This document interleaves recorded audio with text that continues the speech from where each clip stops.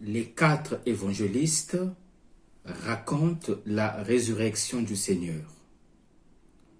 Cependant, chaque évangéliste a une perspective particulière.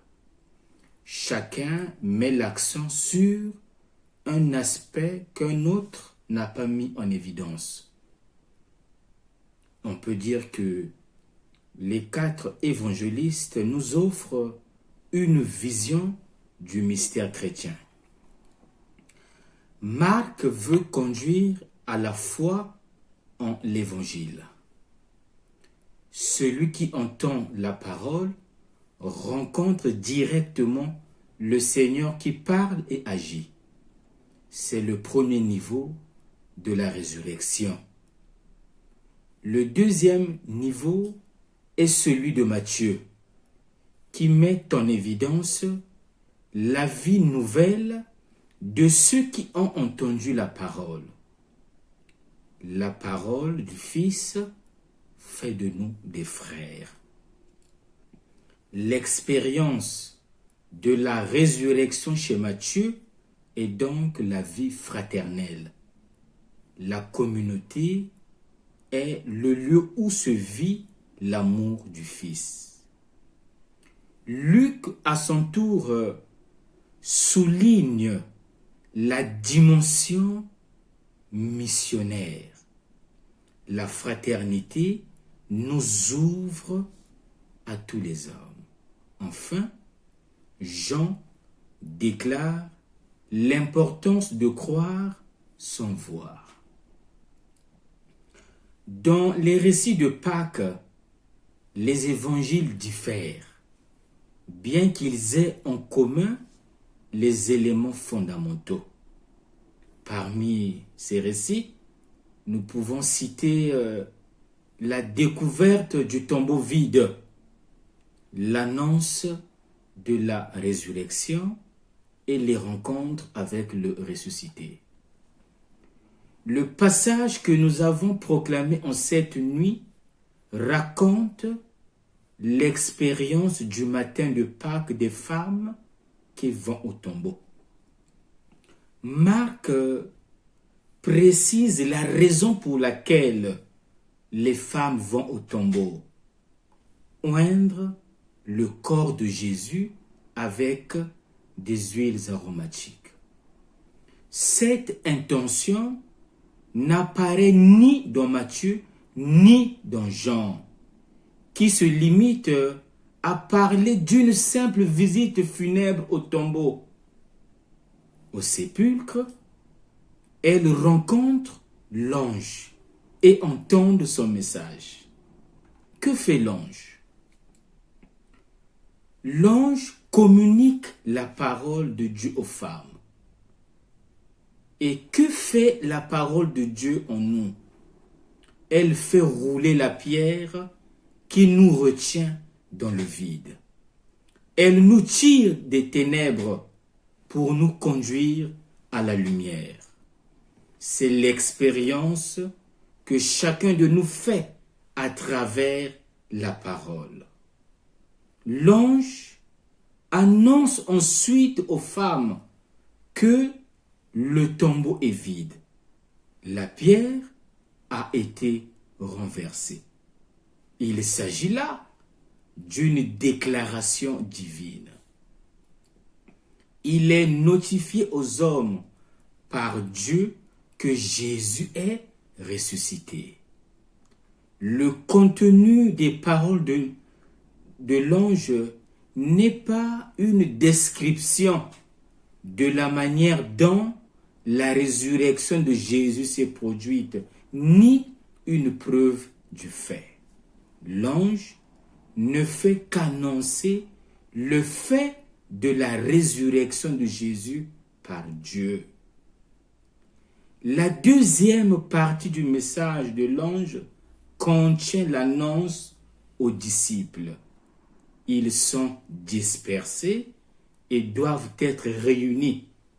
Leur foi est brisée et doit être redéfinie avec l'affirmation que Jésus est ressuscité d'entre les morts. Ils doivent se remettre en route vers la Galilée d'où ils étaient venus.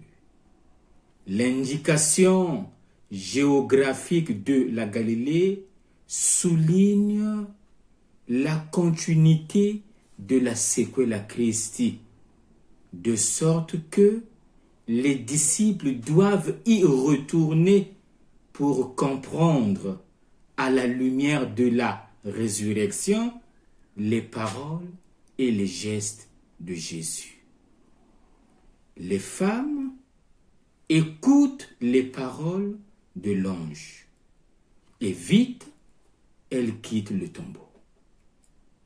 Quand nous écoutons les paroles du Seigneur, nous le rencontrons et notre vie se transforme en la sienne.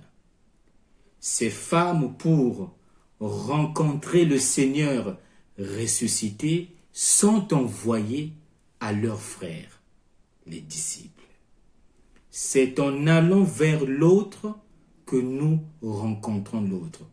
C'est en allant vers les vivants que nous rencontrons les vivants. Cet ange, au fond, décrit l'expérience qui se produit en chacun de nous par la parole. Si la parole est écoutée, la tombe de notre cœur s'ouvrira et nous rencontrerons le Seigneur. Tandis qu'elles retournaient à leur domicile, le Seigneur vint à leur rencontre et leur dit « Je vous salue ». Les deux femmes le reconnaissent et se jettent à ses pieds pour l'adorer. Elles ont trouvé finalement l'objet de leur désir et elles l'embrassent. Elles l'adorent comme les mages à Bethléem qui offrirent l'or, la myrrhe et l'encens à l'enfant Jésus. Ces femmes entrent en communion de vie avec le ressuscité. Après ce geste, Jésus leur adresse maintenant la parole. « Soyez sans crainte. Allez annoncer à mes frères qu'ils doivent se rendre en Galilée. C'est là qu'ils me verront. » Ces femmes sont mandatées, envoyées. En grec, envoyées se dit apôtres. Elles sont envoyées comme apôtres aux apôtres eux-mêmes. Et Jésus répète aux femmes le message qui leur a été confié par l'ange. Qu'est-ce que cela veut dire? Lorsque nous écoutons la parole du Seigneur, c'est le Seigneur lui-même qui nous parle dans sa parole. Quel est l'enseignement à retenir? L'annonce de la résurrection est au centre de la foi chrétienne. Jésus a vaincu la mort et nous communique sa joie. Le ressuscité est la parole unique et définitive de Dieu. Aujourd'hui, une nouvelle tâche nous est confiée. Allez proclamer que Jésus est ressuscité. Pâques ne veut pas dire aller rendre visite à un Christ mort. Non. Un tel Christ n'existe pas. Et encore moins le jour de Pâques. Fêter Pâques, c'est annoncer un Christ vivant. Aujourd'hui, nous devons être prêts à proclamer en parole et en acte que le Christ est vivant dans nos vies. Sinon, nous ne faisons pas Pâques. Que nous reste-t-il à faire? Il ne nous reste plus qu'à conjuguer aujourd'hui le verbe aller. allons nous aussi annoncer dans nos milieux de vie que Jésus est ressuscité. Joyeuse fête de Pâques à tous. Jésus est vivant. Alléluia, alléluia.